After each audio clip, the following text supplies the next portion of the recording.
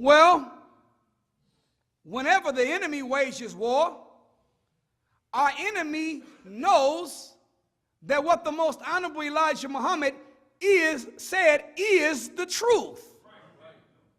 Because what the most honorable Elijah Muhammad is saying, he didn't get from a college.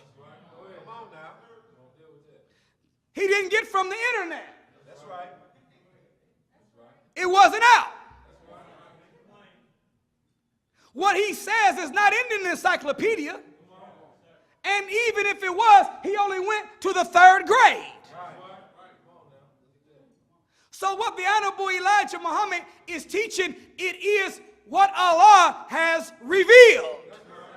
And what Allah revealed, what is the truth. Make sense? Yes, sir. Well, when the Honorable Elijah Muhammad said that out of all of our studies, history is best qualified to reward the researcher. That means when I want to find any book or study to figure out what is going to be, I should look at what has been. For what was determines what is. And what is determines what is to come.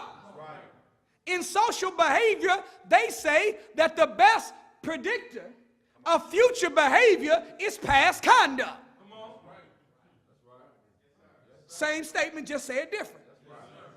Well, when white people wage war in the past, they always study the warriors from the past. Is this truth? To figure out how they can use the principles of warfare that were successful with one ruler in a new time period and still be successful.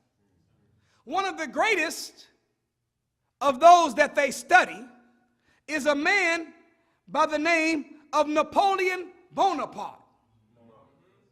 Is that right? Listen to what this man said. There are only 2 powers in the world: the sword and the mind.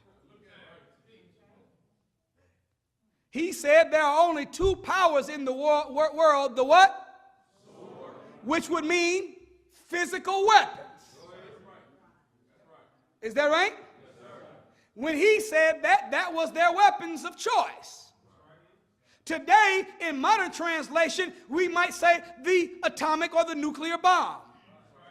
We might say drones. But he said that there are only 2 powers in the world, the sword and the what? The mind. And in the long run, he says, the sword is always beaten by the mind. What would make sense then is that if the sword, history's best qualified to reward a researcher, and do they not lean on this man as a counselor to figure out strategy, tactics, and maneuvers for fighting war in the modern times? Answer is yes. Well, if he's saying that the mind in the long run always beats out the sword, then they cannot invest a lot of money in drones, nuclear weapons, stealth bombers, and sophisticated radar systems and tanks. They ultimately got to figure out a way to conquer the minds of people. Yes, sir. Does this make sense?